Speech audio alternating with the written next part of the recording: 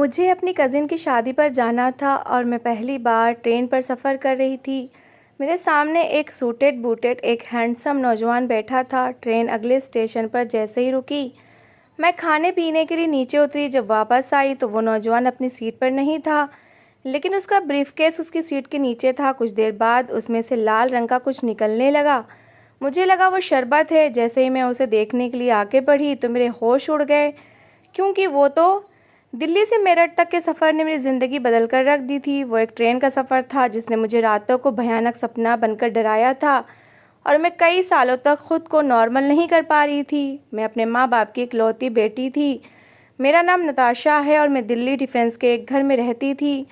मेरे माँ बाप की, क्योंकि मैं इकलौती बेटी थी इसलिए उन्होंने मुझे ऊंची से ऊंची शिक्षा दिलवाई। उनका सपना था कि मैं एक डॉक्टर बनूं और मैं उनके सपने को पूरा करना चाहती थी। मेडिकल की पढ़ाई बहुत ज़्यादा टफ थी, इसलिए मैं किताबों में सर दिए रहती थी। दोस्तों के साथ घूमना फिरना और रिश्तेदारों के यहाँ छुट्टी मनाने जाना, इसका टाइम मुझे बहुत कम ही मिलता था। मगर मेरठ में मेरी कज़िन मोनिका की शादी थी।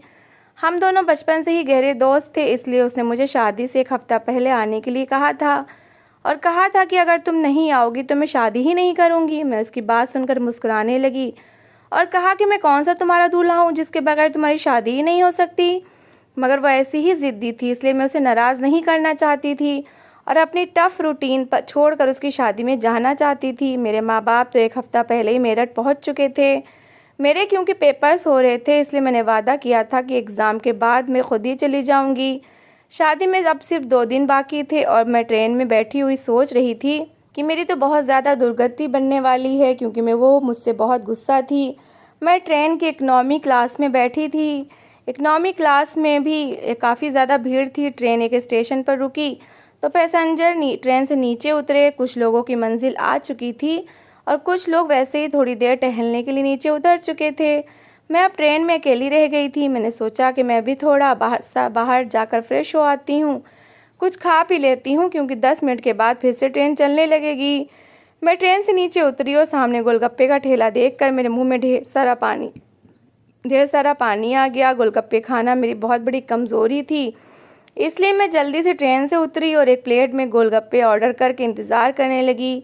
बार बार घड़ी की तरफ देखती थी कि कहीं ट्रेन निकल ना जाए। मैंने खूब जी भरकर गोलगप्पे खाए तो जल्दी से ट्रेन की तरफ भागी और अपनी सीट पर जाकर बैठ गई। मेरे सामने वाली सीट पर एक नौजवान लड़का सूट बूट पहने बैठा था। मैं उसे देखकर ज़रा सी चौंकी, क्योंकि ट्रेन से उतरने से पहले यहाँ पर एक औरत और उसके बच्चे बैठे थे। शायद वो स्टेशन पर उतर गए होंगे और नया पैसेंजर बैठ गया होगा। उसने काफ़ी कीमती कपड़े पहने हुए थे। मैं ज़रा सी सावधान होकर बैठ गई, क्योंकि मुझे अजनबियों से ज़्यादा बातचीत करना पसंद नहीं था, और इस तरह के नौजवान लड़के तो बात करने का बहाना ढूंढते हैं किसी लड़की के साथ। इसलिए मैं अंदर तक उतरती नज़रों से उसे देखकर उसका जायज़ा लेने के बाद बाहर देखने लगी। मेरी आदत थी कि मैं कुछ पलों में अपने सामने मौजूद इंसान का अच्छी तरह जांच परख लेती थी कि उसने क्या पहना हुआ है और वो किस क्लास से संबंध रखता है।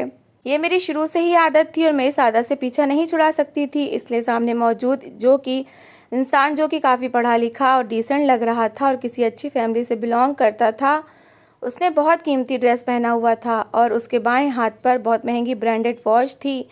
बाएं हाथ की दूसरी उंगली में एक रिंग भी पहन रखी थी, जिसे वो बार बार घुमा रहा था। उसे देखकर लगता नहीं था कि वो शादीशुदा है, मगर वो रिंग मैं पहचानती थी कि यह वेडिंग रिंग है। उसे जांच परख लेने के बाद मैंने फिर से अपना चेहरा मोड़ लिया और बाहर भागते हुए दृश्य देखने लगी थी। एक बात जो मैंने नोटिस की थी वो ये कि वो बहुत ज़्यादा डरा हुआ और परेशान लग रहा था। बार बार अपना रुमाल जेब से निकाल कर अपने माथे पर आया पसीना साफ कर रहा था। हालांकि ट्रेन में इतनी भी गर्मी नहीं थी। बाहर से आने वाली हवा के झोंके से मेरे बाल उड़ रहे थे, जिन्हें मैं बार बार चेहरे से हटा रही थी, और कनखियों से सामने बैठे लड़के को भी देख लेती थी, जो ना जाने इतना बेचैन क्यों था। खैर मुझे क्या, अगले स्टेशन पर ट्रेन फिर ज़रा सी देर के लिए रुकी थी। मैं अब बाहर नहीं गई थी, बल्कि ट्रेन में ही बैठी रही, अपने मोबाइल पर लगी अपने कज़िन को अपडेट कर रही थी, उसे ढांढस दे रही थी कि बस पहुंचने वाली हूं। अचानक ट्रेन में एक आइसक्रीम बेचने वाला आ गया। मुझे गर्मी में आइसक्रीम की बहुत इच्छा हो रही थी। मैंने अपना पर्स खंगाला तो उसमें 500 के नोट थे। एक नोट इस आइसक्रीम वाले को पकड़ाया तो उसने कहा कि मैडम मेरे पास खुले पैसे नहीं हैं। मुझे बहुत मायूसी हुई थी। इससे पहले कि वो पलट जाता, मैंने कहा रुको ज़रा, और अपने सामने बैठे लड़के से कहा कि मिस्टर, मेरे पास खुले पैसे नहीं हैं, क्या आप मुझे उधार दे सकते हैं? मैं अगले स्टेशन पर खुले करवा कर आपको दे दूँगी। मैंने अपनी मासूम सी शक्ल बनाकर उसे देखा तो उसने अजीब सी शक्ल बनाकर पहले तो मुझे घूरा कि ये कौन-सा तरीका है अजनबी से पैसे माँगने का, मगर मुझे इस टाइम आइसक्रीम की इतनी इच्छा हो रही थी कि मैंने अपनी ईगो पर पैर रख दिए। उसने जल्दी से अपनी जेब से पैसे निकाले और बगैर गिने उस आइसक्रीम वाले को पकड़ा दिए और कहने लगा कि छुट्टे नहीं हैं मेरे पास, मगर तुम ये रख सकते हो। वाह, कमाल की दानशीलता थी। मुझे ज़रा सी शर्मिंदगी तो हुई कि फालतू में पैसे मांग लिए। इससे अच्छा था सब्र करके मैं बैठी रहती, मगर अब तो गलती कर चुकी थी, सो क्या पछताना। मैं मज़े से आइसक्रीम खाने लगी थी। मैंने आइसक्रीम खाने के बाद पर्स से 500 का नोट निकाला, उसे पकड़ा दिया। मेरे पास भी पैसों की कमी नहीं थी, वो तो मैंने अपनी जल्दबाजी में इसकी नज़र में अपना इंप्रेशन गलत बना लिया। वो पैसे पकड़ने के बजाय गुस्से से मुझे देखने लगा और बोला कि मैं लड़कियों से पैसे नहीं लेता, ये मेरी पर्सनालिटी के ख़िलाफ़ है। और मैं तो उसकी बात पर तिलमिला कर रह गई थी। खुद को जितना कोसती उतना कम था। मैंने कहा, मैंने पैसे उधार मांगे थे, फ्री में मैं भी किसी का एहसान नहीं लेती, ये मेरी ईगो के ख़िलाफ़ है। मैंने साफ जवाब दिया, मगर उसका चेहरा वैसे ही बना रहा। कहा कि चलो फिर अगले स्टेशन पर ट्रेन से उतरना तो पैसे छुट्टे करवा कर 100 रुपये मुझे दे देना। मैंने खुशी खुशी 500 का नोट बैग में रख लिया। सोचा कि अगला स्टेशन बस आने ही वाला है, मैं इसका एहसान लौटा दूंगी। मगर मेरी सोच में भी न था कि वो अपने एहसान का बदला मुझसे ऐसे चुकाएगा कि मैं अपने पैरों पर खड़ी ना रह सकूंगी और मेरी नॉर्मल और खुशियों भरी ज़िंदगी एकदम से ही वीरान हो जाएगी। क्योंकि अगले स्टेशन पर जब ट्रेन एक बार फिर से रुकी और हमारी बोगी वाले कुछ पैसेंजर अपनी मंजिल के लिए रवाना हो गए और कुछ ऐसे ही बाहर निकल गए, मगर वो टांग पर टांग जमा कर बैठा रहा।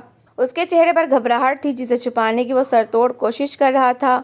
उसने मुझे इशारा किया कि जाओ बाहर और मेरा उधार चुका दो। मैं जो पहले ही उठने वाली थी उसकी तरफ मुस्कुराकर देखा और बाहर निकल गई। मगर जब मैं वापस 5 मिनट के बाद ट्रेन में आई तो उसकी सीट बिल्कुल खाली पड़ी थी। मुझे हैरत हुई और फिर सोचा शायद वो भी कहीं उतर गया होगा, अभी आ जाएगा। मगर जब ट्रेन धीरे धीरे चलने लगी और वो ना आया तो मैं एकदम से हैरत में आ गई थी। जल्दी से ट्रेन के दरवाजे पर खड़ी होकर इधर उधर देखने लगी, मगर उसका दूर दूर तक नामो निशान तक न था। मुझे हैरत का तेज़ झटका लगा था, मगर अब ट्रेन अपनी स्पीड पकड़ चुकी थी और वह नहीं आया था। मैं उदासी से वापस सीट की तरफ पलटी और वहाँ बैठ गई और सोचा कि शायद उसकी मंजिल आ गई होगी और वो उतर चुका होगा। फिर उसने मुझसे क्यों कहा कि जाओ नीचे, ये सवाल मेरे दिमाग में मुझे परेशान करने लगा था। मगर जैसे ही मेरी नज़र उसकी सीट के नीचे गई तो वहाँ उसका ब्रीफकेस पड़ा था। अब तो मुझे ये हैरत होने लगी थी कि वो अपना सामान कैसे भूल सकता है भला। अजीब सा सरफरा आदमी था, इतना कीमती सामान रख कर भाग गया, ना जाने इसमें क्या होगा। मैं तो यही सोच रही थी कि अचानक इस ब्रीफकेस में से एक लाल गाढ़ा रंग निकलने लगा जो कि ट्रेन के फर्श पर गिर रहा था। मैं एकदम से हैरान हुई कि शायद ब्रीफकेस में उसने शरबत की बोतल रखी होगी जिसका ढक्कन खुल गया। इससे पहले कि वो लाल रंग मेरी सीट पर तक आकर मुझे भी ख़राब करता, मैं एकदम झुंझुला कर उठी और उसकी सीट की तरफ बढ़ने लगी। मैं नीचे झुकी और एकदम ही मेरी उंगलियों ने उसे छुआ और मैं उसे अपनी नाक के करीब ले गई तो मेरी अगली सांस रुक गई। मेरे शरीर में एक अजीब सी खलबली मच गई क्योंकि वो लाल रंग का शरबत तो बिल्कुल नहीं था। वो तो मैं पुलिस स्टेशन में बैठी थी और थर थर काँपे जा रही थी क्योंकि मैं ज़िंदगी में पहली बार किसी पुलिस स्टेशन आई थी और वो भी अकेली। मेरा आज तक ऐसी किसी सिचुएशन से कोई पाला नहीं पड़ा था। मैंने अक्सर फिल्मों और सीरियलों में देखा था कि एक मासूम लड़की पर फालतू में दूसरे के जुर्म का इल्ज़ाम लग जाता है और पुलिस वाले उसे पकड़ कर ले जाते हैं और फिर सलाखों के पीछे बंद कर देते हैं और उस पर जुल्म भी करते हैं। मैं आने वाली सिचुएशन के बारे में सोचकर ही परेशान हो रही थी। मेरे अंदर इतनी भी हिम्मत नहीं थी कि मैं अपने घर वालों को कॉल कर लेती कि मैं किसी मुश्किल में फंस गई हूँ, क्योंकि मेरा मोबाइल लेडी पुलिस कांस्टेबल ने ले लिया था और मेरा सारा सामान जब्त कर लिया था। इस ट्रेन पर मैं पहली बार अकेली सफ़र पर निकली थी और वो भी अपनी कज़िन की शादी पर जाने के लिए। मुझे बहुत एक्साइटमेंट थी और अब तो मैं अपनी मंजिल के करीब थी। बेड़ा गर्क हो जाए उस आदमी का जिसने मेरे साथ न जाने किस जन्म का बदला लिया था। मैंने उससे आइसक्रीम के पैसे क्या मांग लिए, उसने तो मुझे अपराधी ही बनाकर रख दिया। मैं कुर्सी पर बैठी थी और काँप रही थी। मेरे सामने बैठा इंस्पेक्टर मुझे अंदर तक उतरती नज़रों से देख रहा था, जैसे जांच रहा हो कि मुझ जैसी कमज़ोर सी लड़की इतना बड़ा कारनामा कैसे कर सकती है। मैंने हकलाते हुए उससे कहा कि मेरा कोई कसूर नहीं, प्लीज़ मुझे छोड़ दीजिए, मुझे तो अपनी कज़िन की शादी पर जाना है, मुझे लेट हो रहा है। मगर उसने कहा कि ना मैडम, जब तक जांच पड़ताल पूरी नहीं होती और असली अपराधी का पता नहीं चल जाता हम तो तुम्हें नहीं छोड़ेंगे। मैंने कहा कम से कम मुझे अपने घर वालों को फ़ोन तो करने दीजिए और मुझे अपना कोई वकील तो करने दीजिए। आप ऐसे ही मुझ पर इतना बड़ा इल्ज़ाम कैसे लगा सकते हैं? मैं उस आदमी को जानती तक नहीं हूँ, मैंने तो उससे बात भी नहीं की। ना जाने वो कौन है, कहाँ चला गया, मैं उसका नाम तक नहीं जानती।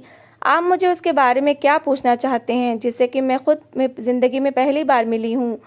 उसने कहा कि या तो आप हमें असली अपराधी तक पहुँचा दो, वरना हम तुम्हें ही हथकड़ियाँ लगा देंगे। तुम एक लड़की हो और लड़की एक दिन के लिए भी जेल की सलाखों के पीछे चली जाए तो उसकी पूरी ज़िंदगी पर दाग लग जाता है।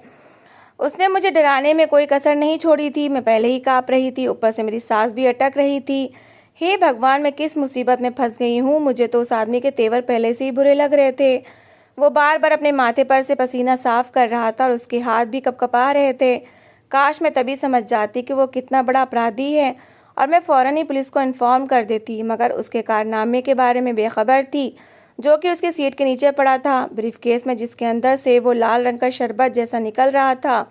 और जो शरबत तो बिल्कुल नहीं था, बल्कि वो सुंदर लड़की की कटी हुई लाश थी, जिसे बेदर्दी से मौत के घाट उतारा गया था।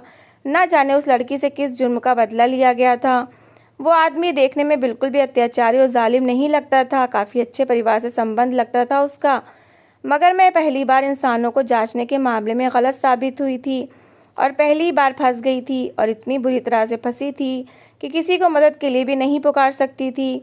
मैं अगर ज़रा सा भी जानती होती तो मैं फ़ौरन ही पुलिस को सारी बात बताकर अपनी जान छुड़वा लेती। मैं तो उस सुंदर चेहरे के पीछे छुपे हैवान को खुद फांसी पर लटका देखना चाहती थी, जिसने एक लड़की के साथ इतना बड़ा जुल्म और ज़्यादती की और फिर उसका बेदर्दी से कत्ल कर दिया। मेरा दिमाग बिल्कुल बंद हो रहा था, मुझे कुछ समझ नहीं आ रहा था कि मैं क्या करूं। मैं पिछले 4 घंटे से यहाँ पर बैठी हुई थी और कोई मेरी बात सुनने को तैयार ही नहीं था। जिससे भी अपनी प्रॉब्लम बताती वो यही कहता, या तो हमें उस अपराधी का पता बताओ या फिर खुद भुगतो। मैंने उस आदमी का हुलिया अच्छी तरह से उन्हें समझा दिया था और ये भी बता दिया था कि वो सूट बूट से काफ़ी ज़्यादा अमीर लगता था, मगर ये सब चीज़ें गैर ज़रूरी थीं क्योंकि ये सारी तफसील बेकार थी। इस तरह से ये लोग उस तक बिल्कुल भी नहीं पहुंच सकते थे। मैं 4 घंटे तक डर के मारे बैठी हुई थी और काँपे जा रही थी, मगर फिर जब किसी ने मेरी बात नहीं सुनी तो मैंने रोना शुरू कर दिया, क्योंकि औरत के आंसू एक ऐसा हथियार होते हैं जो बड़े से बड़े पत्थर दिल को भी पिघला देते हैं। मगर मैं भूल गई थी कि मेरे सामने मेरा कोई खड़ूस आशिक नहीं बैठा जो मेरे आंसुओं से पिघल जाएगा, बल्कि पुलिस वाला बैठा है, और इसका तो ऐसी औरतों से रोज़ पाला पड़ता होगा। यहाँ पर औरत के आंसू और आहों की कोई वैल्यू नहीं होती। दोपहर से शाम ढल चुकी थी, मगर मेरी प्रॉब्लम हल नहीं हो रही थी। और ये कैसे लोग थे जो मुझे मेरे घर वालों से बात तक नहीं करने दे रहे थे? ना जाने मेरे माँ बाप कितने परेशान होंगे, क्योंकि उनके मुताबिक तो अब तक मुझे पहुँच जाना चाहिए था। वो तो मुझे स्टेशन पर रिसीव करने भी चले गए होंगे। हे भगवान, वो कितने परेशान होंगे कि उनके बेटी को क्या हुआ है, वो क्यों नहीं पहुँची। मैं बहुत परेशान थी। अचानक मेरे दिमाग में एक झमाका सा हुआ। उसकी अंगूठी जो उसके बाएं हाथ की दूसरी उंगली में थी, वो बहुत ही फेमस ज्वेलर की अंगूठी थी, और मैं उन अंगूठियों को पहचानती थी क्योंकि मैं खुद उस ज्वेलर के पास अपनी ज्वेलरी के लिए जाती रहती थी, और वो दिल्ली शहर का सबसे फेमस ज्वेलर था। एकदम से मैं उठ गई और कहा कि एक तरीका है अपराधी को पकड़ने का। इंस्पेक्टर एकदम चौंक कर मेरी तरफ देखते हुए बोला कि मैडम, कब से तो पूछ रहा हूँ कि उसकी कोई निशानी बताओ जिससे हम उसे पकड़ सकें। 4-5 घंटे हो गए और तुम्हारे दिमाग में अब ख्याल आया है? चलो बताओ, फ़ौरन जल्दी करो। मैंने कहा कि उसने अपनी उंगली में एक अंगूठी पहनी हुई थी। मैं जानती हूँ कि वो किस ज्वेलर से उसने बनवाई होगी। आपको मैं उस ज्वेलर के पास लेकर जाऊँगी, वो मेरे जानने वाले हैं। वह मैं सारी सीसीटीवी फुटेज भी दिखा देंगे और आप खुद उसका चेहरा कैमरे में देख लीजिएगा। मगर इसके लिए हमारा दिल्ली जाना ज़रूरी है, क्योंकि वो दिल्ली का ही एक फ़ेमस ज्वेलर है। पुलिस इंस्पेक्टर ने कहा कि क्या तुम्हें यकीन है कि वो अंगूठी किसी और ज्वेलर के यहाँ नहीं मिलती? अरे हज़ारों डिज़ाइन, हज़ारों तरह की अंगूठियाँ अलग अलग ज्वेलर्स के पास पड़ी होती हैं। ये तो कोई ठोस सबूत ना हुआ। उसने जैसे नाक से मक्खी उड़ाई थी, मगर मुझे पूरा यकीन था। मैंने कहा कि मुझे यकीन है कि वो अंगूठी उसी ज्वेलर की है, क्योंकि मैं अपने कज़िन की शादी से 4 दिन पहले उसके लिए एक खूबसूरत सा नेकलेस ख़रीदने गई थी उसी ज्वेलर के पास, और मैंने इसी तरह की अंगूठी वहाँ पर देखी थी। वो इतनी खूबसूरत थी कि मैं पूछे बगैर ना रह सकी कि ये अंगूठी किसने बनवाई है। तो ज्वेलर ने कहा कि कस्टमर ने ऑर्डर किया था और वो आज या कल इसे रिसीव करने ज़रूर आएगा। अगर आपको इस तरह की बनवानी है तो हम आपको बनवा कर दे देंगे, क्योंकि इस तरह की अंगूठी सिर्फ हमारे पास ही बनती है। जब मैंने ये बात पुलिस इंस्पेक्टर से कही तो वो सोच में पड़ गया। मगर मुझ पर विश्वास करने के अलावा इसके पास कोई और चारा न था और ना ही कोई और सबूत था कि जिससे अपराधी को पकड़ा जा सके। वो लड़की जिसे बददर्दी से मारा गया था वो एक रात की दुल्हन थी और उसकी उंगली में भी वैसी ही एक अंगूठी थी, क्योंकि वो कपल रिंग थी जो शायद उसने अपनी शादी के लिए ऑर्डर की होगी। वो आदमी कितना कठोर और जालिम था जिसने शादी की रात ही अपनी दुल्हन को बेदर्दी से मार दिया था। अब हमें दोबारा से दिल्ली जाना था। इस बार मैं ट्रेन के बजाय पुलिस गाड़ी में गई थी। मेरा दिल ज़ोर से काँप रहा था कि अगर इस अंगूठी से भी उसका सुराग ना मिला तो मैं अब बुरी तरह से फंस जाऊंगी, मगर मेरे पास इसके अलावा कोई और चारा न था। मुझे बार बार अपने घर वालों की परेशानी हो रही थी, ना जाने वो कितना परेशान होंगे मेरी वजह से। मैंने लेडी पुलिस कांस्टेबल की रिक्वेस्ट की मुझे एक बार घर में इन्फॉर्म करने दें, और उससे जैसे मुझ पर तरस आ गया था उसने अपना फ़ोन निकाला और कहा कि मेरे सामने बात करो। मैंने जल्दी जल्दी कपकपाते हुए हाथों से अपने डैडी को नंबर मिलाया। उन्होंने फ़ौरन ही कॉल अटेंड कर ली। कहा कि नताशा बेटा तुम कहाँ रह गई हो, मैं कब से स्टेशन पर खड़ा तुम्हारा इंतज़ार कर रहा हूँ। हालांकि तुमने मुझे इन्फॉर्म भी किया था कि मैं ट्रेन पर चढ़ चुकी हूँ। मैंने डैडी को सारी बात बताई तो वो एकदम से परेशान हो गए। कहने लगे कि इन लोगों की हिम्मत कैसे हुई तुम्हें इतने घंटे तक कस्टडी में रखने की। मैं इनकी अच्छी तरह से खबर लूँगा और ऊपर तक इनकी शिकायत करूँगा। डैडी बहुत ज़्यादा गुस्से में थे। मैंने कहा कि फ़िलहाल तो मैं दिल्ली के लिए निकल गई हूँ, आप धर्मेंद्र अंकल को कॉल करिए कि वो भी उसी ज्वेलर के पास आ जाएं। मैंने फ़ोन रखा तो वो कांस्टेबल मुझे घूर कर देखने लगी। कहने लगी कि कौन हो तुम और कौन धर्मेंद्र अंकल। मैंने कहा कि धर्मेंद्र अंकल मेरे डैडी के कज़िन हैं जो कि एसपी हैं। वो इस केस में आप लोगों की हेल्प करेंगे और आपसे सवाल भी करेंगे कि एक निर्दोष लड़की को आपने इतने घंटे तक क्यों कस्टडी में रखा, हालांकि उसका कोई कसूर भी नहीं था और आपने उसे अपने वकील या अपने घर वालों तक से बात नहीं करने दी। मैंने अपनी आवाज़ को थोड़ा सा रौबदार बनाकर कहा तो वो एकदम से जैसे डर गई। पहले मैं इनके सामने कमज़ोर और बेबस लड़की थी, मगर अब एकदम से मेरा बैकग्राउंड जानकर वो लोग डर से गए थे और मेरा भी कॉन्फिडेंस वापस आ चुका था। बहरहाल मुझे अपराधी को पकड़ने में इनकी हेल्प करनी थी, क्योंकि मैं भी चाहती थी कि वो अपराधी ज़रूर पकड़ा जाए और उसे कड़ी सज़ा मिले। जब हम ज्वेलर के पास पहुँचे तो सबने मुझे दूर से ही हेलो किया, क्योंकि मैं अक्सर ही यहाँ पर आती रहती थी और मैं इनकी रेगुलर कस्टमर थी और ये अपने रेगुलर कस्टमर्स को बहुत ज़्यादा रिस्पेक्ट देते थे। ये दिल्ली की सबसे बड़ी फेमस और ज्वेलरी शॉप थी जिसमें डायमंड से लेकर गोल्ड जरकन तक सब था। मुझे ज्वेलरी का जुनून था, इसलिए जब भी मुझे शॉपिंग का टाइम मिलता तो मैं सबसे पहले इसी ज्वेलर के पास आती थी। मैं जैसे ही ऊपर वाले पोर्शन में गई तो आशीष अंकल दूर से ही मुझे देखकर मुस्कुराने लगे। आशीष अंकल इस शॉप के ओनर थे। वो पुलिस वाले बड़े हैरान हो रहे थे कि यहाँ पर सब लोग मुझे कितना रिस्पेक्ट देते हैं और इसलिए वो बिल्कुल शर्मिंदा शर्मिंदा से मेरे पीछे पीछे आ रहे थे। आशीष अंकल पुलिस को मेरे साथ देखकर कुछ परेशान से हुए और कहने लगे कि नताशा बेटा क्या बात है, आज तो आप पूरी फ़ौज को भी अपने साथ लेकर आई हैं। मैंने मुस्कुराकर उनकी तरफ देखा और कहा कि इनको एक अपराधी के बारे में मालूमात चाहिए जो 2-3 दिन पहले आपकी शॉप पर आया था और जिसने वेडिंग रिंग खरीदी थी। मैंने जब रिंग की डिज़ाइन आशीष अंकल को बताई तो वो एकदम से कहने लगे कि अरे हाँ, वो लड़का परसों रात को ही जल्दी में आया था और यहाँ से अपना ऑर्डर लेकर गया था। जब मैंने आशीष अंकल को उस लड़के की शक्ल सूरत बताई तो वो कहने लगे कि अरे वही तो था। पुलिस वाले एकदम से चौंके और कहा कि हमें क्या उसकी फुटेज मिल सकती है। उस अपराधी का पकड़ा जाना हमारे लिए बहुत ज़रूरी है, क्योंकि उसने बहुत बड़ा घिनौना जुर्म किया है। उसने अपनी वाइफ को मारकर ब्रीफ केस में डालकर ट्रेन के अंदर रखकर खुद फरार हो गया है और इस बेचारी निर्दोष लड़की को फंसा गया है। पुलिस वालों ने एकदम से मेरे लिए हमदर्दी दिखाई, जिस पर मैं मुस्कुराने लगी कि कैसे दोगले लोग हैं, जब किसी ताकतवर इंसान से इनका पाला पड़ता है तो उसके तलवे तक चाटने लगते हैं। आशीष अंकल ने उसकी फुटेज दिखाई। ये वही था। मुझे बहुत खुशी हो रही थी कि मेरी लोगों की नोटिस करने की आदत आज मेरे कितना काम आई, वरना तो इसका सुराग लगाना मुश्किल हो जाना था। इतने में धर्मेंद्र अंकल भी आ गए। वो मेरी तरफ फ़ौरन बढ़े कि नताशा बेटा क्या हुआ, तुम ठीक तो हो ना। वो पुलिस वाले धर्मेंद्र अंकल के रौब में आ गए। धर्मेंद्र अंकल ने भी उनकी खूब खबर ली और कहा कि उनकी शिकायत ऊपर तक करेंगे और कहा कि ये लड़की अब तुम लोगों के साथ बिल्कुल भी नहीं जाएगी। जो भी कार्रवाई होगी तुम लोग खुद करोगे, अगर और हेल्प की ज़रूरत हो तो मैं कर दूंगा। शुक्र है कि मेरी इनसे जान छूटी थी और मैं घर आ गई ताकि फ़्रेश होकर कल दोबारा मेरठ के लिए निकल सकूं। पहले ही मेरी कज़िन को मुझ पर गुस्सा आया था, मगर मैं भी क्या करती, इंसान का पाला अक्सर ही अलग अलग मुश्किल से पड़ जाता है जिसका उसे दूर दूर तक अंदेशा नहीं होता। और ये सफ़र तो मुझे हमेशा याद रहने वाला था। ना जाने वो बेचारी पीड़ित लड़की कौन थी जिसके सपने उस दरिंदे इंसान ने शादी वाली रात को ही नोच डाले। मैं वाकई उसके बारे में जानना चाहती थी, इसलिए धर्मेंद्र अंकल से बोला कि अगर पुलिस वालों को कोई हेल्प चाहिए हो तो मुझे बता दीजिएगा। उन्होंने कहा कि तुम चिंता मत करो, वो अपराधी अब जल्द पकड़ा जाएगा, क्योंकि वो पुलिस की नज़रों में आ चुका है। और इस तरह मैं अगले दिन मेरठ पहुंच गई थी। अपनी कज़िन से माफ़ी मांगी तो उसने कहा कि कोई बात नहीं, तुम आ गई, इतना ही काफ़ी है। हम कज़िन्स ने मिलकर खूब हल्ला गुल्ला किया था, क्योंकि इतने टाइम बाद मिले थे। इस दौरान मैं बार बार धर्मेंद्र अंकल को कॉल करके पूछती रही।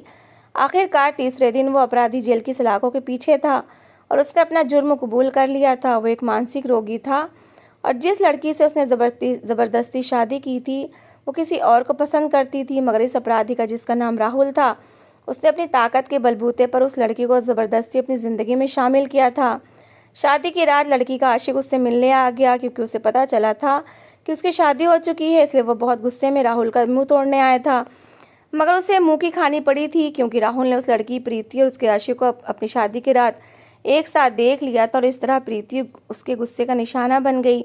उसका आशिक शायद कायर निकला, इसलिए फरार हो गया। मगर प्रीति कमज़ोर लड़की थी, इसलिए बेदर्दी से उसका कत्ल कर दिया गया। क्योंकि राहुल बहुत जुनूनी इंसान था, अब जेल की सलाखों के पीछे सड़ रहा था। कभी कभी इंसान को देखकर नहीं लगता कि वो इस हद तक जालिम भी हो सकता है, क्योंकि कुछ सुंदर चेहरों के पीछे भेड़िए भी छुपे होते हैं। इसलिए सावधानी बरतें, किसी पर जल्दी भरोसा ना करें। तो दोस्तों, इस कहानी को लेकर आपकी क्या राय है, कमेंट बॉक्स में ज़रूर बताएं।